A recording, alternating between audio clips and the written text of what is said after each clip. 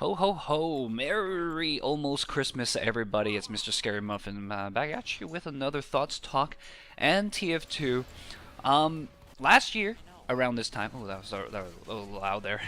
Last year around this time, I talked about gift giving and my guide and things like how to give gift to people and all that kind of stuff. And I still kind of believe, generally this year around about the same kind of stuff. So if you guys want to check that out again, I will put a link in the video description below so you guys could check out last year's gift giving guide. This year I want to talk about consumerism a little bit. I want to talk about, I know the Black Friday is over, it's well and over, but us Canadians, we still got our Boxing Day. And I believe the Commonwealth in general, like those in Australia and those in the UK as well, and other places that are part of the Commonwealth that I may not be privy to. But those places also have a Boxing Day, which is December 26th, the day after Christmas, and that is when we get our sales. And I mentioned this probably in the past before. Basically, Black Friday makes sense for the consumers in that they can get deals for Christmas, so then they go crazy. But Boxing Day makes more sense for the retail side because after the Christmas rush, there's all these people who don't want to buy, who didn't buy things, and a lot of places they overstock in preparation for Christmas. And if they have leftover stuff, they want to get rid of them really, really fast so they don't take up their precious inventory space. And so they have Boxing Days and sell a lot of things for cheap afterwards. And a lot of times, I mean, I tend to do my shopping after for during Boxing Day, but for the past couple of years, I think 2-3 years now, whenever Boxing Day rolls around, I'd be like, well, I'll look over to Jasmine like, do you want to go? And she'd be like, no, I don't really need anything. I'm like, yeah, me neither. Before, when we were like maybe 8 years ago, we would be like waking up at 4 a.m. in the morning, driving over to like the Best Buy or the Future Shop, and we would camp outside for a little bit. We'll have our breakfast in the car, and then we'll go in during their like 6 a.m. door opening, and then go and like buy $4 memory sticks or whatever you have, like $5 webcam. Oh my goodness! But realistically speaking, right? There's two parts on this. One is that you're not really going to get super savings. That's the number one part that I feel, right? You're not going to get any super savings that you really can't just get any other time of the year. I know that the was the Life Hackers or the Consumerists, they had this like guide to 2013, guide to 2014. When in the year is the best time to buy this thing? So it'd be like, when's the best time to buy a washing machine or a car or a house or a laptop, right? They'll tell you like generally the price trends and when they dip down and that kind of stuff. Like, I mean, at the end of the year, when you have the Black Friday and when you have the Boxing Day, they're gonna dip back down there again. But that's not the only time they're ever gonna be this cheap. And anything that is like, holy moly, like $100 netbook. Anybody uses netbook still? But like those kind of stuff, those tend to be like models that are like way out of date and they're just going to be rotating out anyways. Like they're just trying to get rid of them, and I suspect that like if you wait 6 months later, they're going to be back to those prices again, like $5 webcams. But those webcams are terrible. I don't know personally, like at this point, I already have a lot of stuff. I imagine if you guys are like in your late teens, early 20s kind of stuff, there'll still be things that you want in terms of like personal belongings, electronics. One thing I don't really get is clothing. I don't dress very well. I suppose that's part of it, right? And Jasmine thankfully doesn't really enjoy buying shoes as much either. So neither of us really go super shopping for clothes. We look at stuff that are like, wow, $100 pair of jeans? No thanks. I mean, like, to me, $30 is kind of expensive for jeans, but whatever. So, yeah, that's just kind of a weird thing for me that I'll probably never get is people going out to buy clothes, and I can understand, like, oh, wow, the material of this feels amazing, and this is going to last forever, and I'm going to be able to wear it every single day if I wanted to, that kind of stuff. I can understand that a little bit, but I don't know. I have like 4 giant stacks of T-shirts that I got for free from packs and stuff like that. I got a whole bunch of dress shirts for work and dress pants for work. I got like maybe a couple jeans and like whatever pants. I like cargo jeans. or cargo pants that I've been wearing for a while. But I guess I'm not really a metrosexual or fashionista type person, so I wouldn't really understand the need to go out and buy clothing, and especially like, oh no, you're gonna be wearing clothing anyways, you might as well get them on sale kind of stuff. But I personally, one, I don't believe that it really is on sale, and two, I don't really feel the need, right? Like it's a need slash want thing, right? For me, and a lot of times I actually don't need it, and I actually don't want it. And I guess it's just either because I'm stingy or I just straight up don't care too much. But you know, it's different for other people. A lot of people get that want vibe, right? They're like, oh no, I really, really want this. And they may recognize the fact that they don't need it per se, but they do still want it. And as long as they can justify it in their minds, then they go ahead and purchase it. And that's fine. That's fine. I mean, in general, as long as you're not spending more than, as long as you're not going beyond your limits, then you're okay. You know, as long as you're working within what you have, kind of stuff. The most dangerous thing that you can do is be stuck with credit card debt.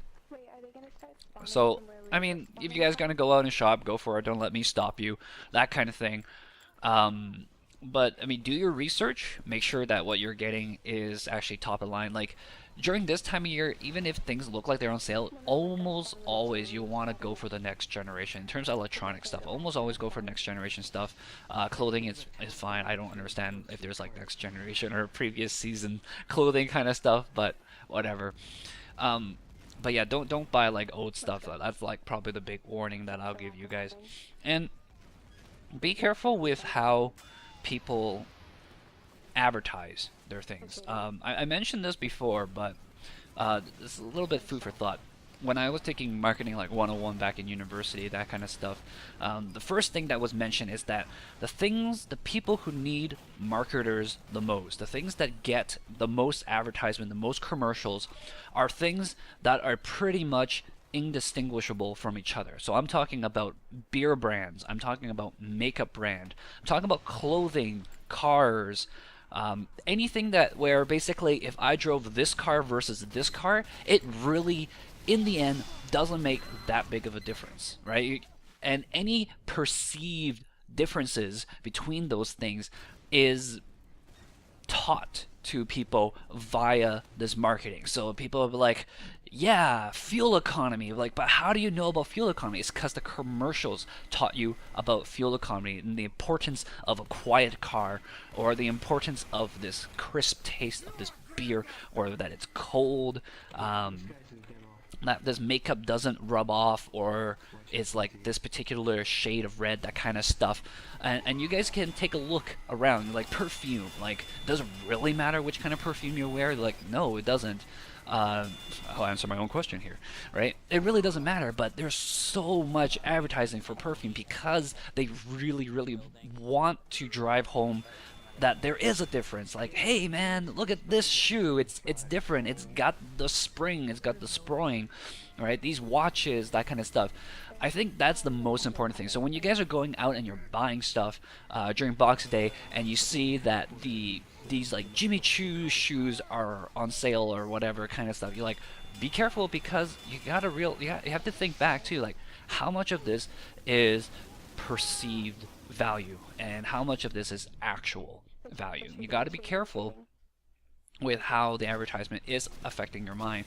And I mean, advertisement originally was like way back in like the Caesarian days with like the ancient Rome kind of stuff. Advertisement was around for educating people about things like this ship is coming in and they're selling slaves, so just so you know, there's slaves coming in today on Tuesday only, you know, that kind of stuff, right?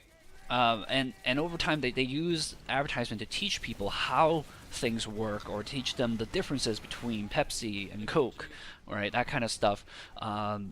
For example, when the Tide sticks, those like you like rub them on your shirt if you like got stains, like people don't know what those were for, right? And so the advertisement came out and they like, well, you can use this Tide stick on the go in these situations, and look, it saves this person's business meeting, it saves this person's evening date, it saves this person, I don't know, baby shower kind of thing, right?